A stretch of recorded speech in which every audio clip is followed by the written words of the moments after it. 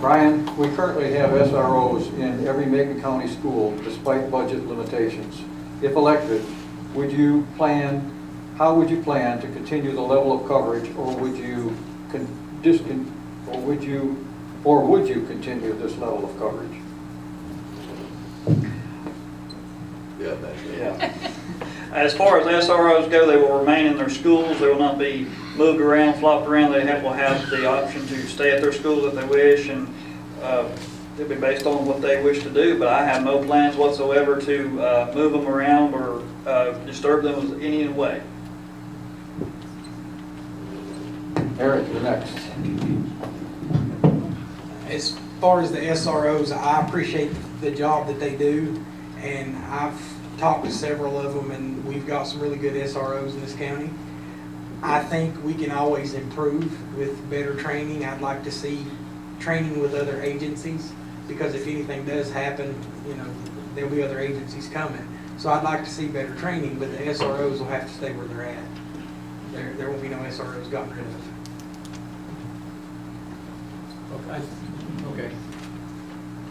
Okay, I'm gonna answer that one too. Go ahead. Uh, We're okay. I'm extremely proud of our SRO program. Luckily, I'm the sheriff, and so I get to take a little, can you hear me now? Yeah. So I get to take a little bit of credit for our SRO program. I've been a true advocate for SROs. I helped start the SRO program under Sheriff Homer Holbrooks. He allowed me to select the 2 officers to be those positions, and we now have an officer in every school in our county. Here in another month or so, we're going to also have SRO assigned to Southwestern Community College and Macon Early College, thanks to a grant that we've been approved for recently.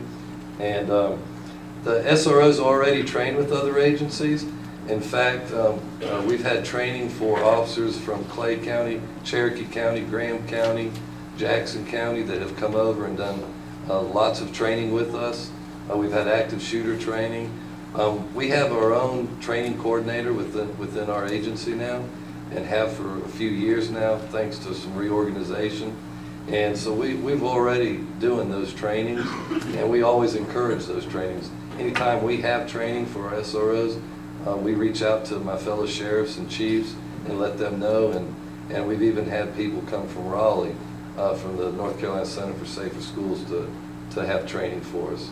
I think, in fact, one of those trainings that we had over 160 participants, and they held that training in 5 different locations across North Carolina.